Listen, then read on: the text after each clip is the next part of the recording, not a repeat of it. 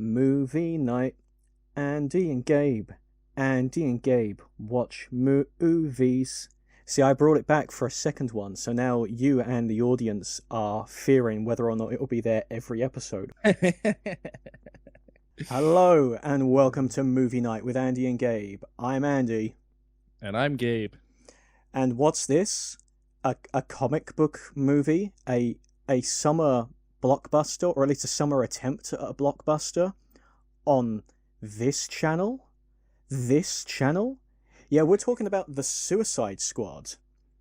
Yeah, not to be confused with Suicide Squad. This isn't Suicide Squad. This is a different movie called The Suicide Squad. You can tell it's different because the word "the" is in the title, and there's no way that would ever be confusing to audiences, especially years later when both of these movies exist and neither one of them were particularly remembered by anybody. They weren't like neither were big hits. Well, you say neither remembered by anybody. That's not true in terms of the Suicide Squad. So, let's do a little brief history lesson. James Gunn made Guardians of the Galaxy, and kind of accidentally kickstarted comic book movies and Star Wars movies being kind of comedies. So from there, the original Suicide Squad, the 2016 one, was already in production. And then when Guardians of the Galaxy was a big hit, they decided to retroactively kind of recut it to try and make it like a James Gunn movie. And obviously, you can't do that in the editing room, so it didn't work. Disney fired James Gunn over old tweets he made. DC went, hey, you know how we were trying to do a Suicide Squad inspired by your movies? Would you like to just do the next one? So James Gunn made The Suicide Squad, a movie which is a sequel to the original, but it is the definition of a sequel where you don't need to have seen the original, and I think they kind of wanted it to replace the original. And it came out. It did okay, but it was pandemic time. But it did so well with critics and audiences that it led to James Gunn taking over the DC films and all of the films that will come out from now on. So The Flash has just came out. That was the last non-James Gunn-led DC film. Everything DC related now in terms of their cinematic universe will be run by James Gunn. So I wouldn't say no one remembered this. This only came out 2 years ago, and it's already had a massive impact on how DC make their movies going forwards. Oh, I just meant nobody, I've never heard anybody talk about it. I never heard anybody really say anything about it. At least in my circle, it got about as much of a pop as the first one did. I had no idea that was a sequel to the Will Smith one, which should kind of emphasizes what you said. Which is funny because it's got two of the same actors, well, three of the same actors in the same roles, which goes to show how well a job the first one did at making you remember those characters. Yeah, and was the Harley Quinn, that was a different person, right? No, same actress. That was a different actress? Really? Same actress. Interesting. Okay. So, I've got tons to say about this film, and I wondered how much you'd have to say about it. But first, what were your impressions of it now that you've seen it? Okay. I've been trying to decide in my own mind how I'm going to format my thoughts about this, so I'll start it here. I should preface by saying I don't like, or nor am I interested in, stories about prison, and this isn't a story about prison, but it's like Hogan's Heroes or Dirty Dozen and stuff like that. That kind of thing never interested me to begin with. We were going to review Star Trek 6 at one point. We sort of canceled that review, but you have seen it, and for most of the people that watch us, I think, have seen it.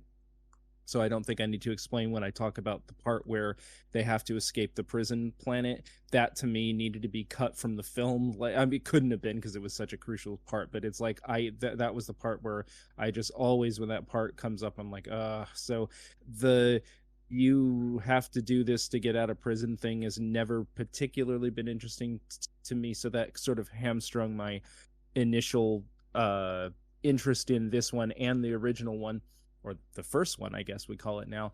But that being said, I think this might be the worst time I've ever had watching a movie.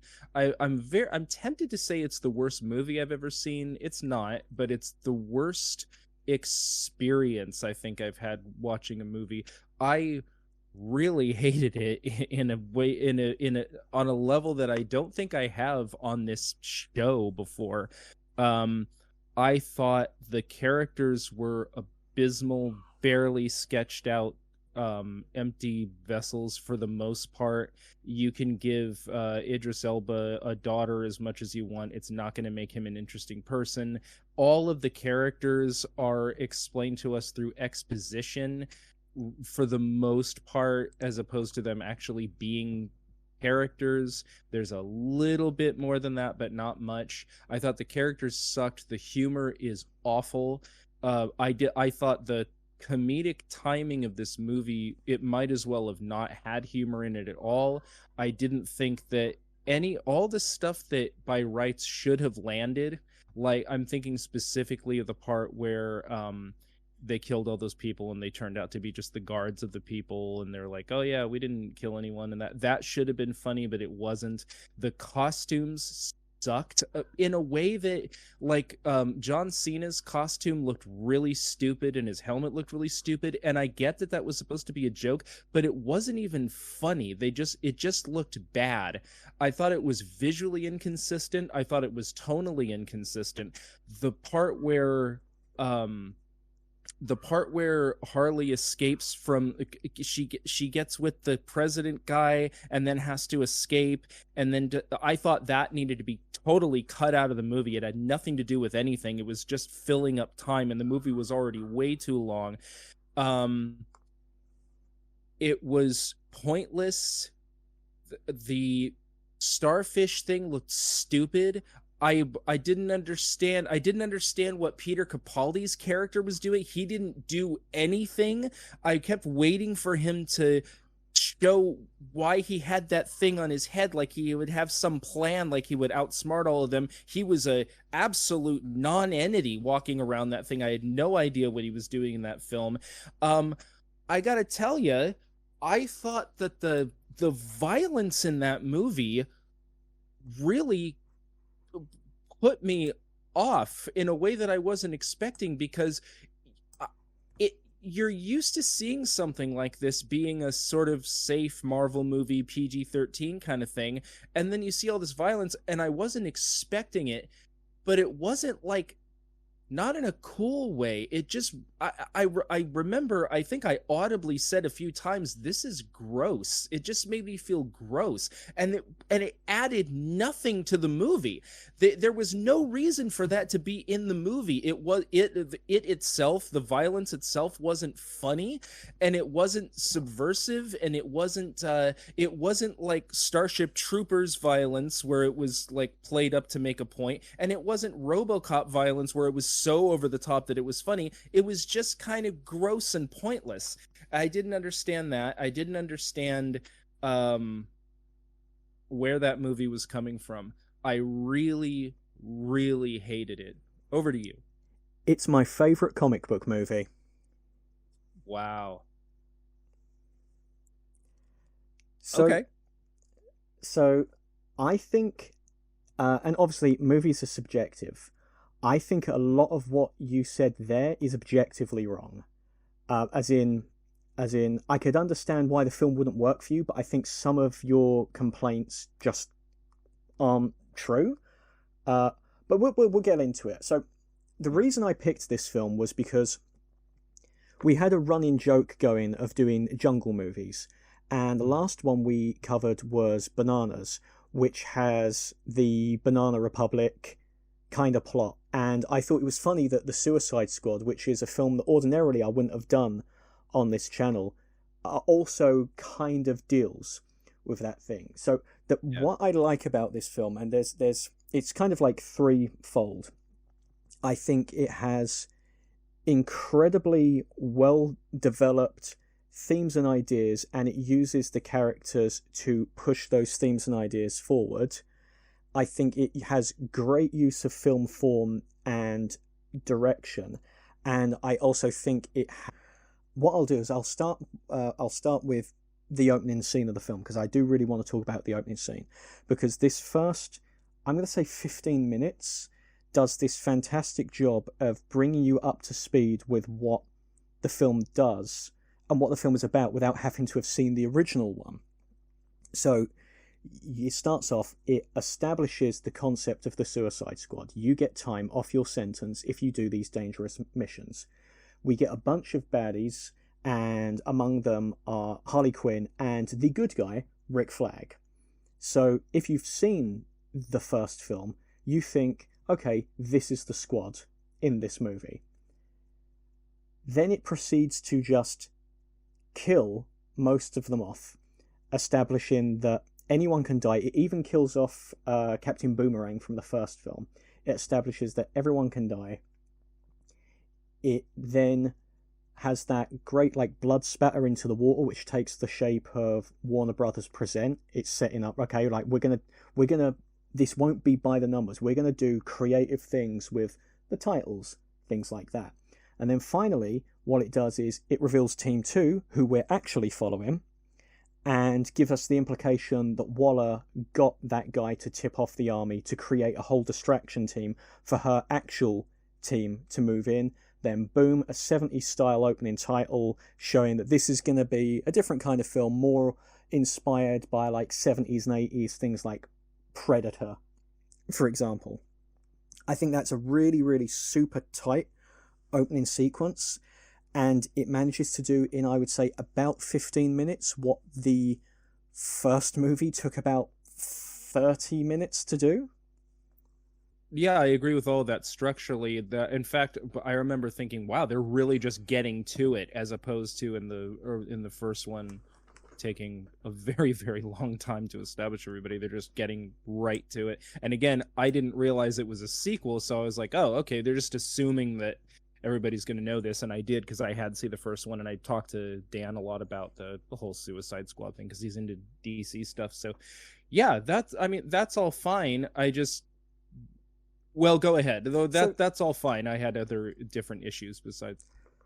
So what I like with this film is, because I don't agree that the characters are non-existent. I think the characters are really, really strong. And each character in this film pushes the other characters. So say I made a note of all the, not necessarily character arcs, but moments of character development as they come through in the film. And I noticed that for the most part, I think we've got, I would say we've got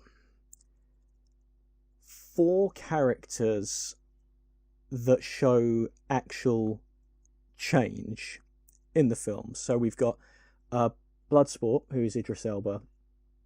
We've got Peacemaker, King Shark, of all people, and Ratcatcher. And I noticed that she is linked to all of their character progressions. So Bloodsport essentially has a fairly simple development. He has to embrace responsibility. He is a bad dad. We barely see his daughter, because he barely sees his daughter. And over the course of the film, through his relationship developing with Ratcatcher and how he has to start protecting her and working with her, and she reminds him of his own daughter, he starts to see his own shortcomings. And when he learns of her father, who had a lot of demons but ultimately loved her, he has to start becoming the sort of man that he needs to be in order to be a father. And Waller says you have the profile to be a leader, and that's just your fairly standard. He's got to embrace leadership, but it's not so much about leadership, in my opinion. It's that he needs to learn responsibility, and he does it through this mission and through his development with Ratcatcher. And I think they have these beautiful, subtle moments of acting between them. Like at the first, they're just kind of indifferent to each other, and as it goes along, they have these moments where they make each other laugh, and they're starting to get along more. To the end of the film, where she literally is cradling him while she is fighting Starro using all the rats, because she knows he's got this crippling phobia of rats, and she's not only holding the wand up to fight Starro, but she's got her arm over him, protecting him and letting him know that it's okay and that she's got him. And I really like those moments between them. And I noticed that Ratcatcher also has this kind of thing with King Shark as well, who is played by Sylvester Stallone. So that's the second film in a row that he's been in. Yeah, true. Where King Shark, the first thing he does, he goes to eat Ratcatcher, and Bloodsport saves her, and she goes, "Hey, that's not cool. Why don't we be friends? Would you eat friends if you had them?" And he goes, "No." And I like that it's a question. He's like, "No." But over the course of the film, again, they have little moments with Ratcatcher where he starts to warm up and he starts to embrace her as a friend. Again, those final moments where her and King Shark are cuddled up to each other on the helicopter home. Characters are mourned, which is something that not even just like the last Suicide Squad, so many comic book films don't do. Polka Dot Man, who I think is fantastic in this film, when he dies, the last thing we see of him, it's once again Ratcatcher holding a shredded remain of his costume, and she's crying. She's actually mourning him. Like they do such a good job of making these characters organically start to develop as friends. Like, I love the bar scene where they're sitting down and they're supposed to be on a mission, but they're like, why not have a drink? This could be the last time. And they all start dancing together, and even Peacemaker, who is the one that went on to have his own TV show, having his moment of, hey, you forgot the drink for the rat.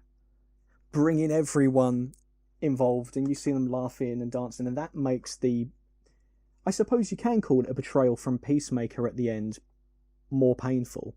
So, one thing I do agree with you with is, I feel like you didn't necessarily need Harley in this film, but I think they wanted her in this film because she debuted in the original Suicide Squad. I do agree that you didn't necessarily need her, but I do like that she helps to flesh out the background of the film of I'm going to say Corto Maltese. It's not a real country, so I guess it's not a big deal if I get the name wrong. Sure. But sort of like the Banana Republic side of things, where he's just essentially looking to prop himself up as a new dictator and positioning you to think, man, yeah, this anti-American dictator, he's pretty bad, until finally they get down into Jotunheim, they find Starro, and the Thinker, as played by Peter Capaldi, just goes, yeah, no, dumb shits, you are sent here because this is American intelligence, this whole thing is an American operation, and they've sent you here to hide the traces of it, you dumb fucks. Yeah, well, let me say two things real quick. One, I would just want to clarify. I didn't mean to say that I didn't think that Harley should be in the film. I actually, you can't have a movie like this without Harley. She was the popular character in that thing, and everybody liked that actress's performance. I don't know why I thought it was played by a different actor. The costume is very different. The costume is very it was different. a little bit more dialed down, I think. But so yeah, but that character was so popular, you couldn't not have her in the film. I didn't think she detracted from anything. She didn't seem out of place. She's always going to be good as that character. That's the thing. Yeah, I also like how she was on team one and then she survived and then hooked up with team two. I like how she was one of the ones that was supposed to be, sacrificed in the distraction. That was all fine. I only meant that that part should have been cut from the film, where the president guy wants to marry her, and then she does the escape and everything. That I guess people think that looked cool. I have a different view, but that whole part just seemed so pointless to me, and the movie was already so long. It was just that part that I thought should have been cut from the film, not her character. I could see you maybe having a problem with the pacing towards the middle of the film, because the film's only 2 hours. I had a problem with the pacing for all of the film. I thought it was horribly, abysmally paced. But without getting into that, I do want to say, and I spoke to friend of the show Chris from Super Chris World on Twitch. Go check him out. I spoke to friend of the show Chris about the film after I saw it, and one of the things that I said, the only positive comment that I made was, I like how the United States was the bankrolled behind the scenes villain of the thing. The fact that we engage in obviously not supernatural starfish, but things that are like that in the world is absolutely true. I thought the movie had a lot of balls for doing that. If there was a giant supernatural starfish, you bet your ass. We would be bankrolling research into. Yeah, absolutely. Yep. And I liked that. I thought I really appreciated that. It's the only thing that makes me, I'm not even gonna say that. I don't have any malice for the film. I just didn't like it, but I did like that part. So yeah, go ahead. Just wanted to clarify the Harley thing. I didn't think she should be cut from the film, just that part. But I don't hear the argument at all that the characters are like thin, or I'm not going to say you called them non-characters because I don't remember clearly enough. But non-characters, as I'm now saying, you called them, even if you maybe didn't. I think the characters are very well done. And I think a lot of it is the performances. Like, I like that moment where Bloodsport's talking about how he was locked in a crate, which is why he has the phobia of rats, which is a recurring motif in the film. You have that moment from Peacemaker behind where he has a laugh, not a laugh in a ha ha ha, you were tortured kind of way, but in a yeah, me too. Like, I really like that.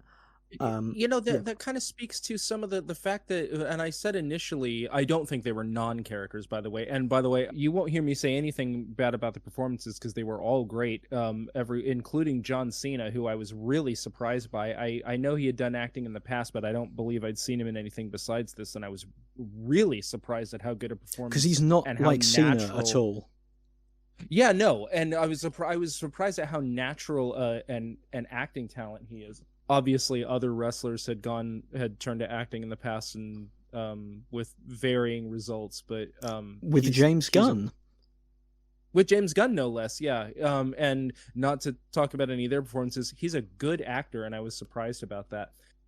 So Idris Elba is physically incapable of giving a bad performance. So, and you would think all of these would, and so you put that together in a big picture. So all of the performances were great, and I'm really big on show don't tell. I'm really big on which is something I think this film is very good at. Yeah, so you would think, but I got nothing from these people. And I'm as we're sitting here talking about it, I had said at the beginning of this review that all of their characters were established through exposition, and I think that there's a little bit of nuance to that, because there were these show don't tell moments that you're describing, and I got everything that you're talking about, but I think it's the fact that those motivations were sort of established through exposition, and then the actors had to sort of portray that without all of them having been in their own movie first. So they had to sort of fast forward their introduction. And in something like Guardians of the Galaxy, where it's just sort of a lighthearted space romp with serious elements that you wouldn't expect, this being sort of a more serious kind of movie, I'm not sure that worked appropriately. And also, I just didn't think that any of those people were that interesting in spite of their performances. The most I got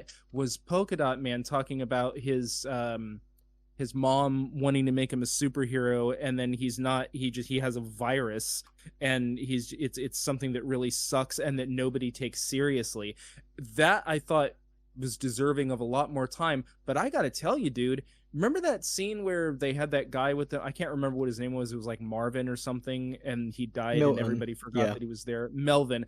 Every single one of those Milton. characters, when you talk Milton, so Polka Dot Man, when he died, he was Milton for me. It was literally, I could have recreated that scene with me saying I forgot he was there. Like, he was there this whole time. Oh yeah, I forgot about him. Like, the thing was so, it was so all over the place, and it didn't have enough time to get into anything, that I forgot he was there. See, I thought that personally, Mhm. I thought Polka Dot Man was a very good extension of the themes, and it's a recurring theme in James Gunn's work, which is parental abuse, or if that's the right term, like abuse from Neglect, parents. abuse, neglect. Yeah, absolutely. Yeah, That's true. like Peacemaker is abused, Bloodsport is abused, Harley Quinn is abused, and we get her a very, very well acted monologue of when she shoots the president because she knows that she's about to fall into another abusive relationship if she goes that route, and she's an abuse survivor. And you have those four characters who are abuse victims in some way, and then juxtaposed to Ratcatcher, who has had nothing but love from her father, although his addiction eventually killed him. And that's when I say that, like, her character starts to bring out the positive attributes of the other characters. Bloodsport starts thinking of himself as a leader. Like, when Starro is attacking, Starro is an abuse victim. The Thinker is explicitly stated in the film through his dialogue with Ratcatcher and Starro to have been sexually abusing Starro, presumably through the puppets that Starro had taken over. And Starro has that line, "He had his way with me," and Ratcatcher looks at the Thinker in disgust, and he's just like, oh well. They're all abuse victims, and the only one who's not, because I'd even say, like, King Shark, while not explicitly an abuse victim, is a social outcast, and he develops a friendship again with Ratcatcher. The only one who I'd say isn't is Rick Flag, and I think that's because Rick Flag's purpose is to be a foil to Peacemaker, of like, when are you serving your country and when are you being a puppet for your country? Right. As Peacemaker says, who knows why madmen do what they do? Does that make sense? Right. I think they're all very, very thematically linked in a very, very cohesive way, and that's why I say that Ratcatcher is like the emotional core of the film. That makes 100% sense. That was a lucid, well thought out description of how well these characters work in, I don't want to say in theory, and I don't want to say on paper.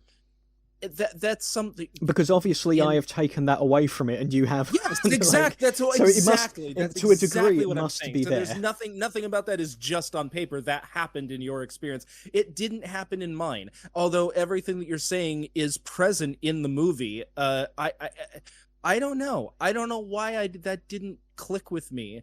I mean, what you're saying, I got that on an intellectual level. I understood that that's what the movie was doing.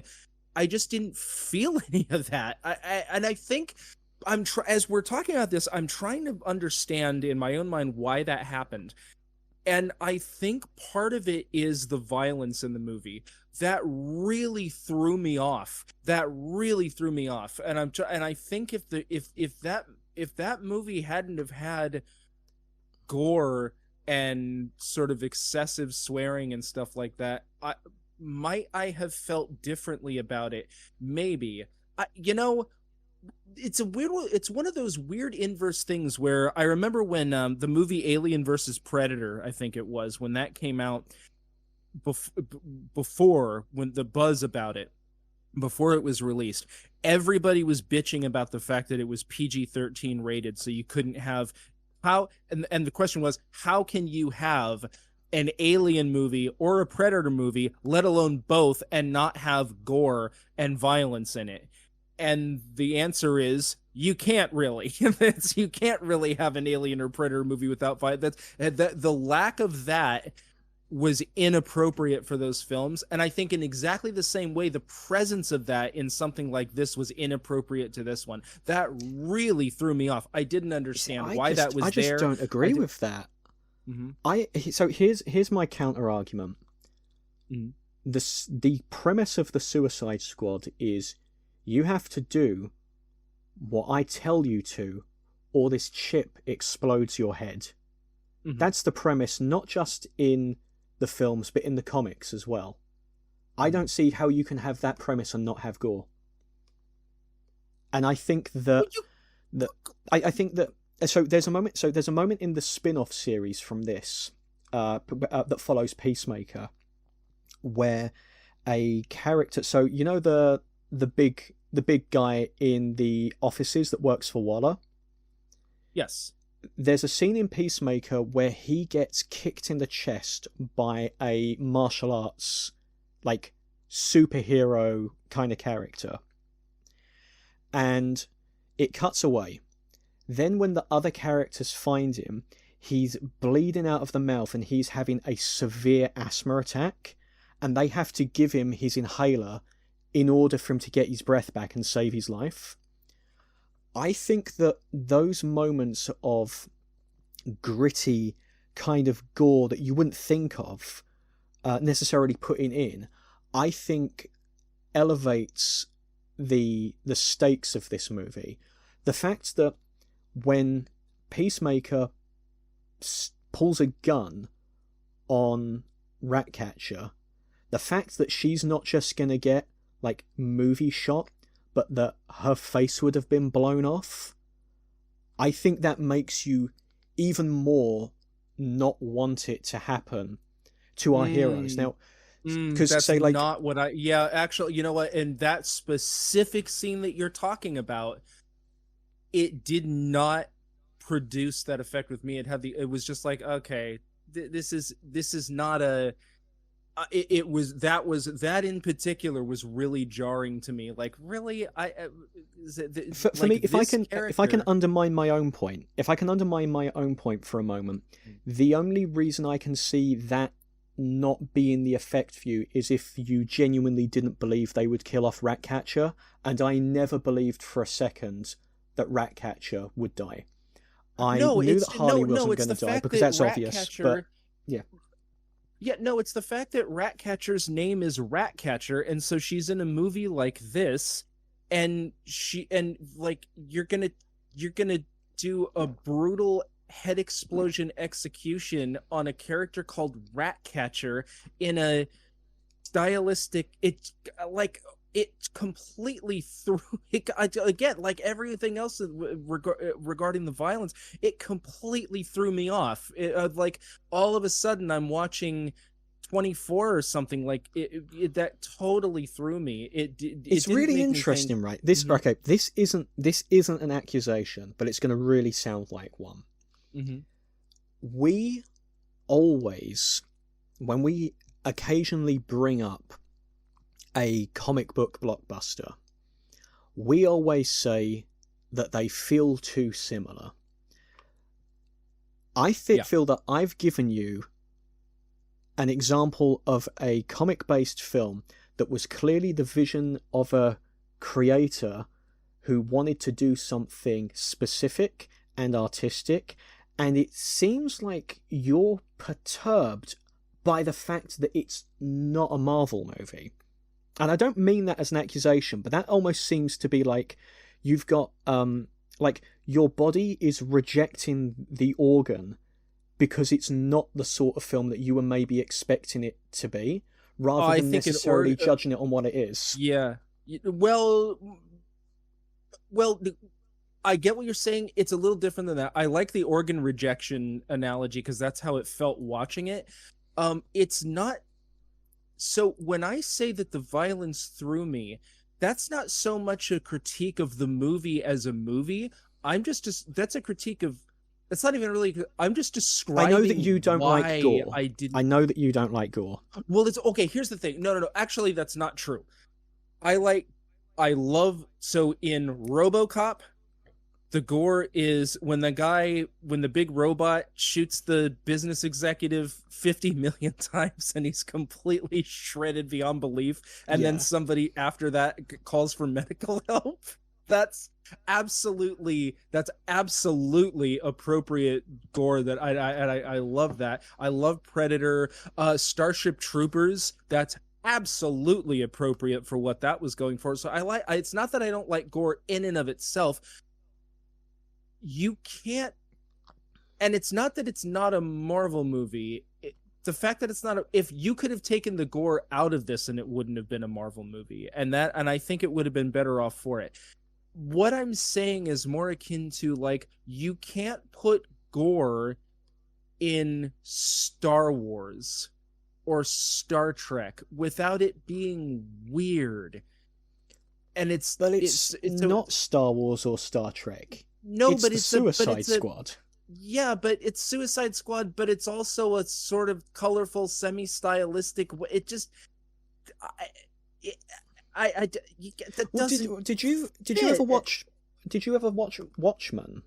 Did you? Ever I was gonna that? bring up Watchmen. Thank you for bringing up Watchmen. Yes, Watchmen was a dark, gritty film about really serious subjects that didn't have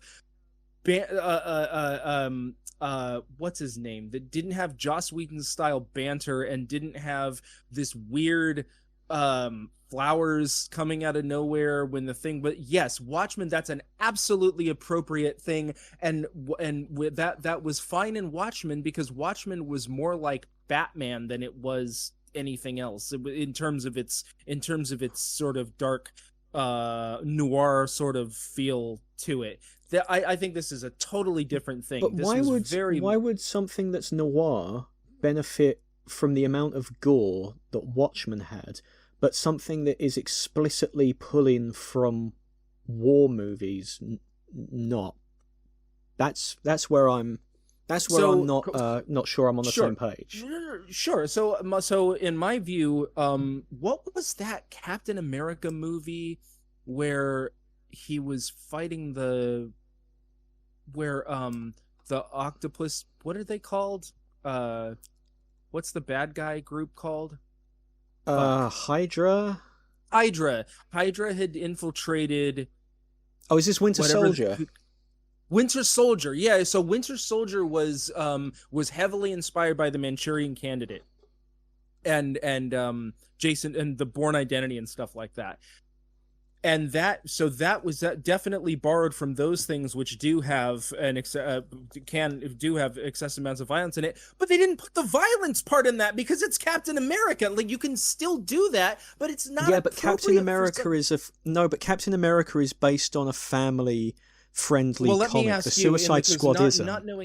Okay, so let me ask you, not knowing anything about comic books, do the Suicide Squad comics have an excessive amount of, like, violence and gore and blood and people getting ripped in half and stuff like that? Yeah, they've got a lot more gore than what other DC comics are. I'm not, like, don't get me wrong, I'm not saying that this film doesn't necessarily have more gore than what the comics do, because maybe the film can get away with a bit more. But yes, the Suicide Squad is undeniably more bloody and more gritty than what the rest of the DC comics are. And DC comics generally are bloodier and grittier than Marvel comics anyway.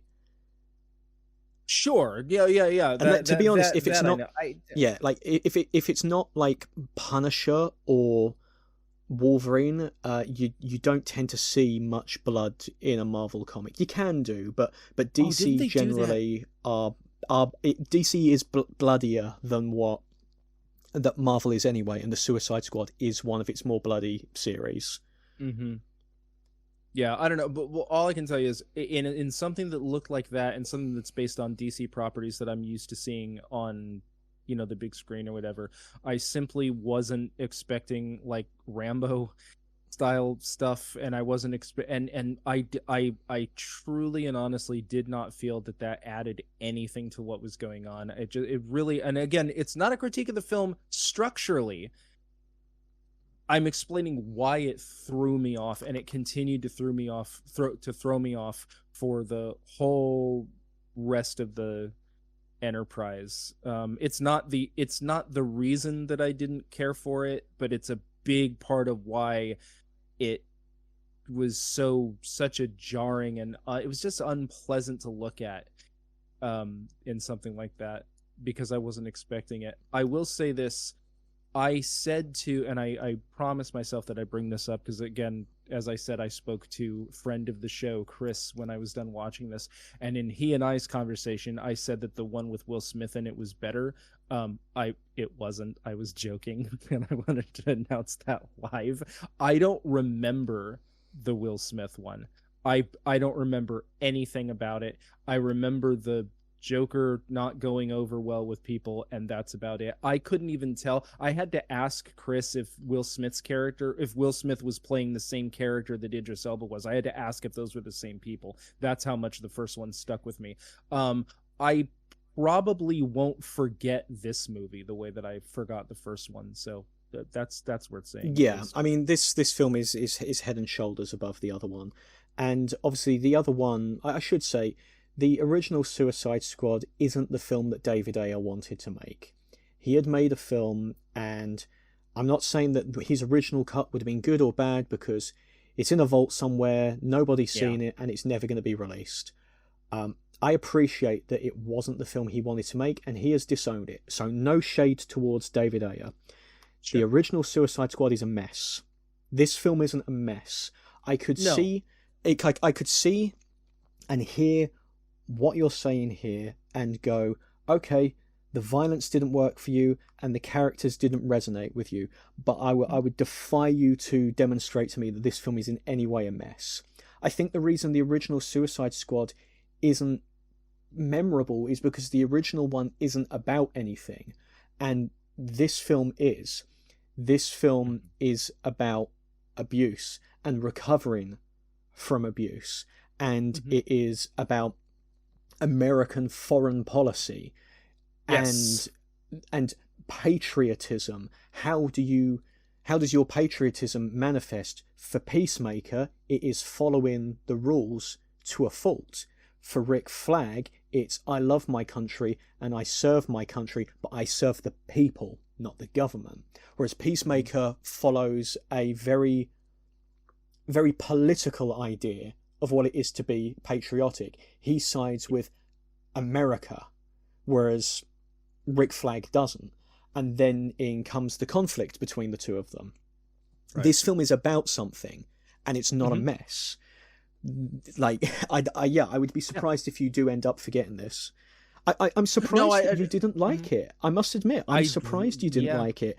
I really thought you were going to like this one. Usually I can't tell. I thought you were going to hate Sorcerer, and I thought you were going to like this. It really does go to show. Wow, it could not have been more opposite. Yeah, I know, I know. You really didn't enjoy this, and you say Sorcerer is one of your favourite movies.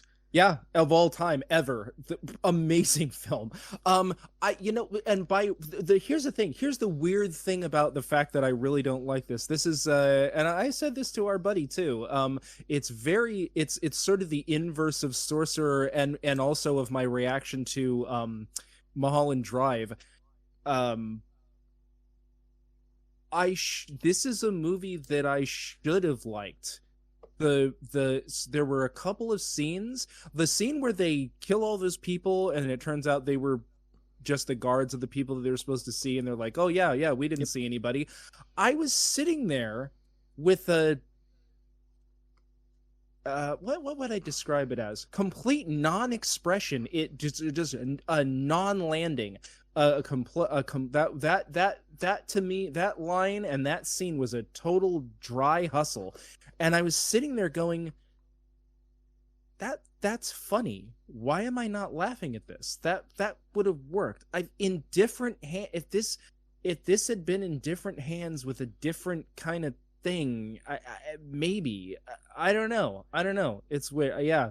Yeah. And the whole thing is like that. Like I said, every single point that you're making, which are really good themes and elements and character moments of the film, I was aware of that while it was on. It just didn't do anything for me. Including all the good performances, including all of the subtlety and the nuance in what the movie was I've trying got to to be get honest. across. I've got to be honest. I think that this might be, and I could be wrong. And if when we do our end of year roundup, if I'm wrong, hands up, I'm wrong. I feel like this is a film you might change your mind on, and I'm not saying that because I love the film. Like, for example, I love Papillon. I don't think you'll ever change your mind on that one. I could see you changing your mind on this. Maybe going into it, kind of. If you saw it a second time, you won't have the shock, and even like as much of like a headspace that you could be in at the time of watching it. Like, it could literally be as something like you got up on the wrong side of the bed and nothing landed for you kind of deal. And I'm not saying that is the case, but I could see you changing your mind on this one. And if I'm wrong, I'm wrong. But well, here's a promise. A promise that I will make to you. I will watch this a second time. I was planning on doing that anyway because I had exactly the same thought. I was actually in a really good mood watching this. I was at work, nothing was going on, and I was sitting there. And sometimes when I'm watching, were you watching this on a fucking mobile? Yeah. Oh, you motherfucker! Oh, fucking Dude, hate you, Gabe. My phone what is wrong with watching a movie on your phone? My phone has incredibly good. I am a full right. So we won't get into this. We won't get into this. All I'm saying is I am a full David Lynch. Oh, I feel that you have to watch it on a. Okay. Don't get me wrong. Don't get me wrong. Don't get me wrong. If I watched this film on my phone or on the back of an aeroplane seat, I still would have liked it.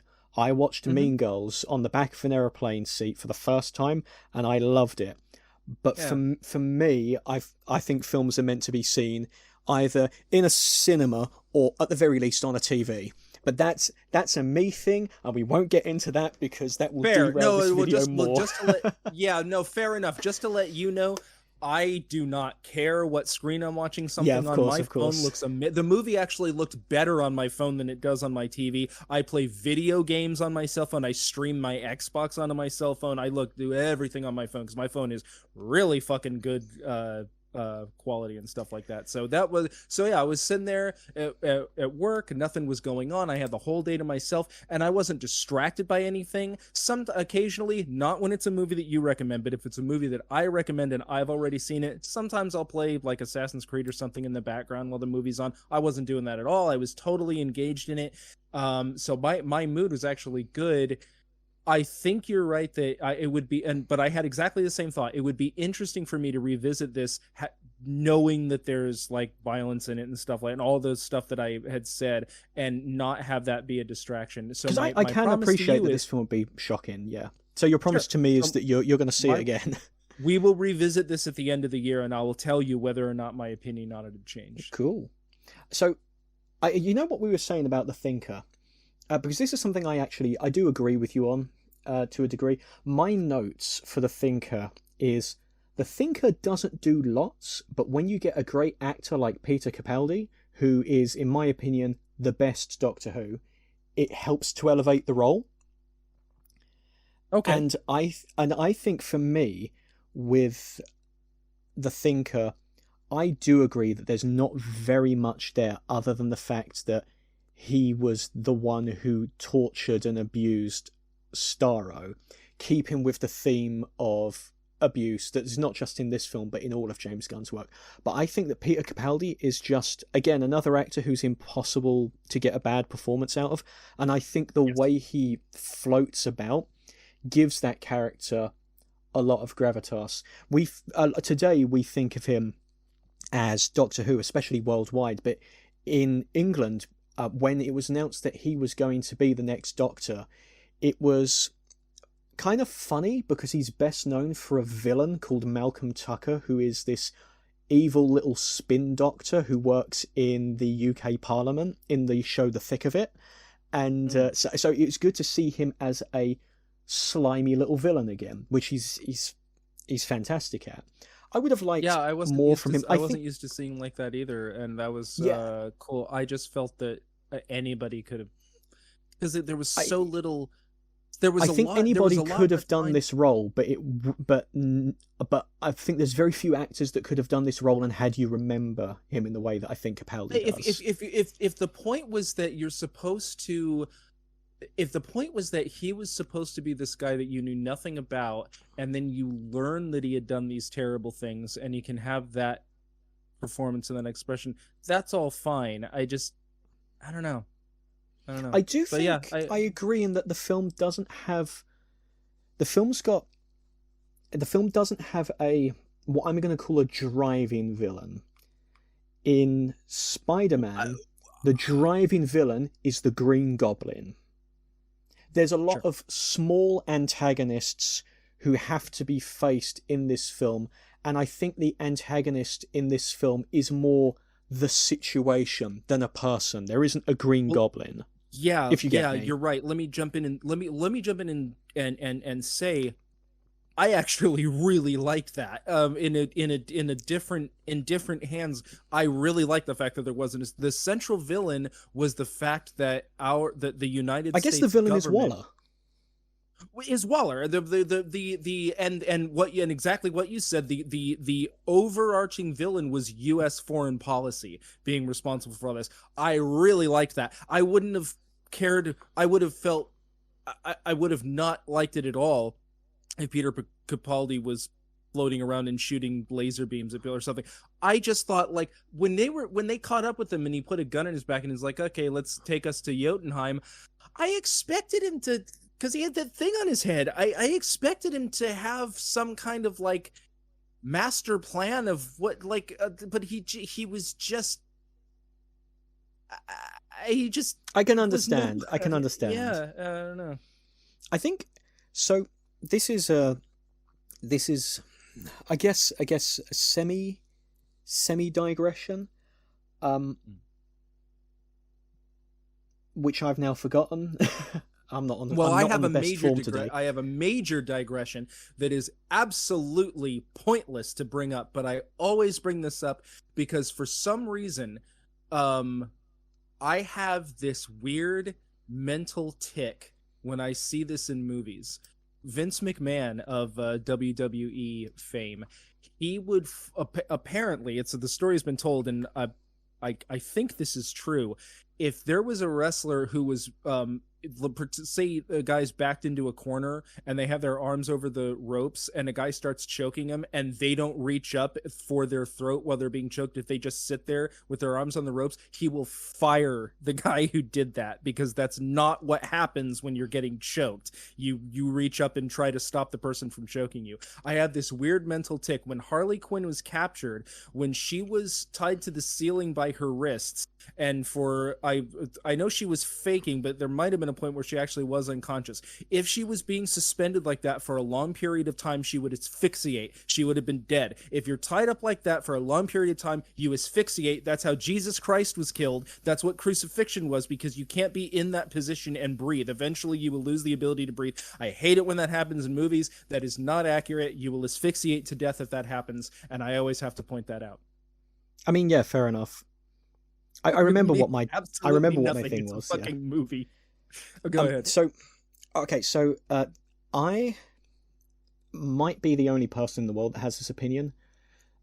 My favorite James Gunn film until today was Guardians of the Galaxy Volume 2. Mm-hmm. And now I would say that The Suicide Squad is my favorite, at least my favorite comic book film that is based on a famous comic book property. Like, technically things like The Addams Family and Old Boy are also comic book films, but you know, when you think of like superheroes and things like that, The Suicide Squad, after seeing it a third time, kind of has cemented itself as my favorite. But before that, it was Guardians of the Galaxy Volume 2. And yes, I do think Volume 3 is fantastic. Mm. But this was the only film that he had made, in my opinion, as far as the superhero films were concerned, where I thought the balance between comedy and drama was perfect. And it's funny because you really don't agree, but say, for example, that moment where Ratcatcher tells you about her dad.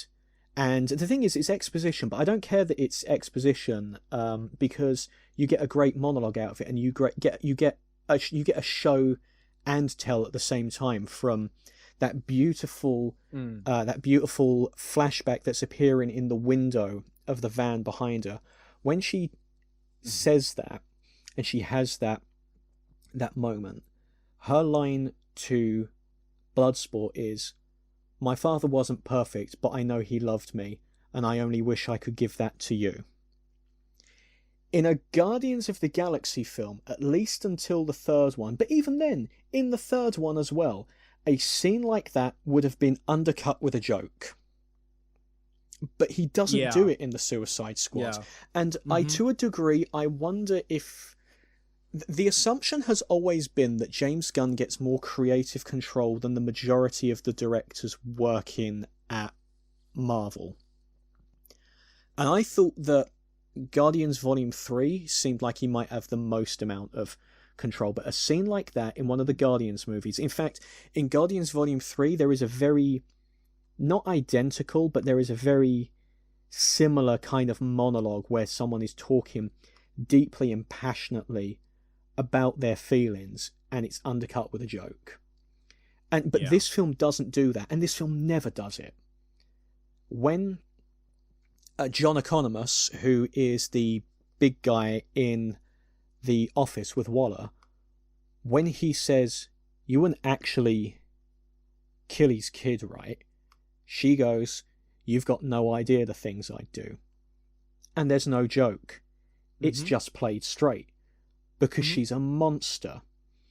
And I think the balance is so much better in this film than the other ones. And does this film pull at my heartstrings in the way that Guardians Volume 2 and Volume 3 do?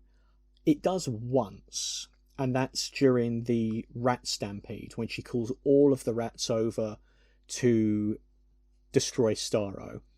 And you have that moment and where she remembers what her dad tells her about, well, rats are considered lowly, but they have their place, and if they do, so do we. And it cuts back to tears in her eyes as she's, at the apex of her power, and at the same time she is physically covering Bloodsport, who she knows is terrified of rats.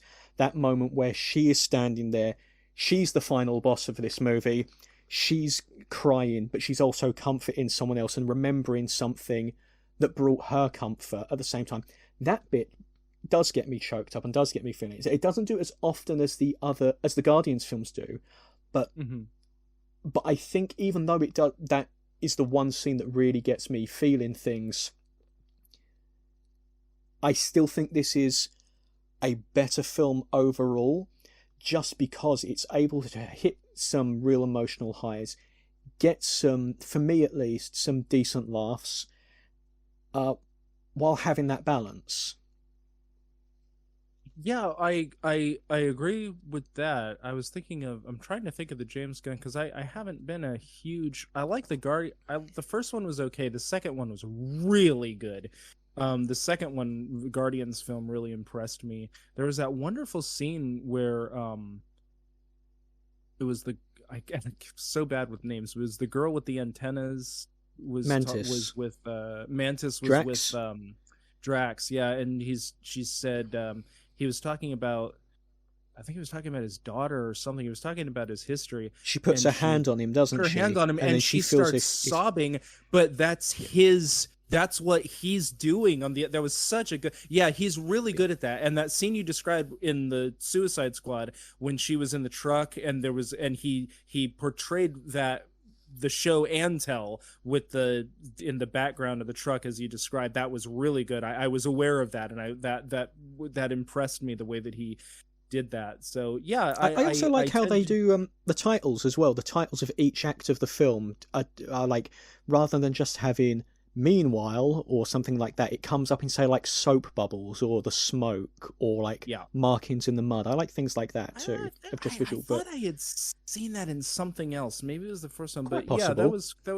was cool. Let me end by saying two little cleanup things. First of all, I only just became aware, because you brought it up, that there is an actual TV show of Peacemaker that John Cena is actually in, and I was fucking shocked to learn that. So I'm definitely going to be watching that now. And the second thing I wanted to say is, who, what movie all of the people who made this movie should be making is a movie that's being made right now, fucking Borderlands. Why are these people not making the fucking Borderlands movie? This would have Be a been good pick, yeah. perfect in Borderlands. None of them are on it. Eli Roth's directing it and writing it. This would have, what a missed opportunity, not saying anything about the Suicide Squad movie, but what a missed opportunity for Borderlands not to have these people doing it. Yeah, fair. Okay, so I'll do my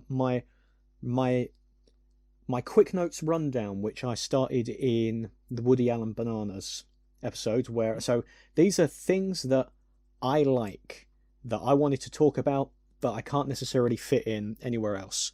I think the film does a fantastic job at convincing you that King Shark is gonna die, where there's like I did not want King Shark to die. When I saw this in the cinema, I was like, please don't do it. He gets attacked by those little jellyfish monsters in Jotunheim, and I'm like, oh no, that's it. Then he falls off out of a skyscraper 2 seconds later, and I'm like, oh no, this is it. Then he gets shot at while he's crying, and I'm like, oh no, that was it. And then he gets up and wins, and I think James Gunn does a great job at making you really like King Shark, and you're pulling for him, and he does everything in his power to make you think that this film's equivalent to Groot is gonna die, and I really like how he baits that. The other thing, when Harley Quinn goes, "You're so hot," and she starts making out with the... Oh, no, before that, when he asks her to have dinner with him. The song that plays, "So if you're lonely," right, that song, I saw this in the cinema twice, and both times that got a big laugh from the audience, because in England, that's a bit of a meme song that used to be in like stuff like, not necessarily Bridget Jones' Diary, but like kind of like British rom-coms like that. Okay. So when that song hit, that got a proper laugh from the audience both times, because it's a bit of a meme song, and I like to think that James Gunn knew that. Other little rapid fire moments. I really like the dance scene. I talked about it earlier. John Cena including Sebastian the rat into the, like, hey, he needs a drink too. I think it does a good job at making you really think of things like, oh yeah, look, they're becoming friends, and that makes it worse when he's betrayed. But I love Abner dancing, getting down, and then it cuts and he is dancing with all of his mums. Yeah. I also like the final one is still involving Abner. I like the kind of almost like parody of the Avengers team up thing in the first Avengers, where Captain America is like, Tony, take the skies, Hulk, smash. I like kind of the parody of that, of Harley, high ground, King Shark, monster is Num Num, and then finally, Abner, who's that? That's your mum! Yeah. And her being a giant, I love that, and that, I think, got the biggest laugh from me in the entire film. This time round, because I've seen the film a few times, I didn't laugh anymore, but I still get the, yeah, good show. Yeah. I'm quite hard to make laugh. I will watch a film that I think is really, really funny and not laugh. I couldn't tell you why, but this film got some big laughs at me. But that concludes my my rapid fire notes of this jungle movie. This was mainly just because I thought it'd be funny to do another jungle movie. I'm not going to do one for a while. There's a couple jungle movies that I do want to do, but this one, honestly, it was a meme pick for me. I thought, wouldn't it be funny if I just threw another one? So, okay, so if you give your closing thoughts, then I'll give my closing thoughts, and then maybe after that we just go and become productive members of society, allegedly. Sure. Yeah, so I didn't like it. I didn't get into any of the characters despite the excellent performances, despite the very accurate points that you made about the themes of the film. I simply did not click with any of it. I thought that the violence was really jarring in that sort of a movie, and it kind of took me out of the experience.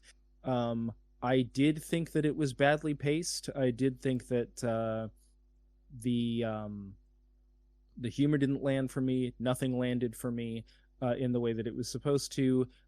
Nevertheless, I will be watching it again, and we will revisit this at the end of the year and see if any of my views have changed. I think you might change your mind on this one. But I do think it's kind of funny that you will go from, I think this is, you're never like, I didn't really like this one. You're always like, this is the worst thing I've seen in my entire life. And then we'll start talking about it, and you're like, you know, it had its moment. I mean, I wouldn't kick it out of bed. Like, I like how you sort of soften progressively as an episode goes on.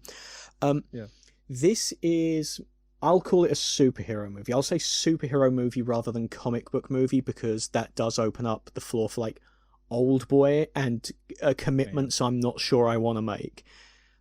I really like this one a lot, but watching it again today, I think this is my favorite superhero movie, if we're going to call it that. I have a love-hate relationship with superhero movies. I think they are usually fine. But what I love about this one is it took a concept, it took it to the extreme, it did something different. I think it is surprisingly heartfelt. I think that it is very well written, very subtly acted and performed. It has beautiful, stylish direction, a lot of which we haven't even really talked about here. And I think it just all comes together perfectly. It's a rare time where I feel like it's not just like academically being like, yes, this was good. This is one I really feel. And I must admit, I'm surprised that you didn't come out of this one going, well, you know what? That was a very thoughtful kind of superhero movie. I was really surprised, but maybe in the future. But I guess agree to disagree on this one. I love this one, and I think it's been a really good conversation because we have not agreed very much. Yeah, it was just that rarely happens, actually. Yeah, I agree. That has been a good conversation, and you've made me. I still feel the way I did about it, but you've made me think about some of the reasons for my feeling the way that I did, and again, will be revisited. Cool. Well, until then, it's goodbye from me. And goodbye from myself as well.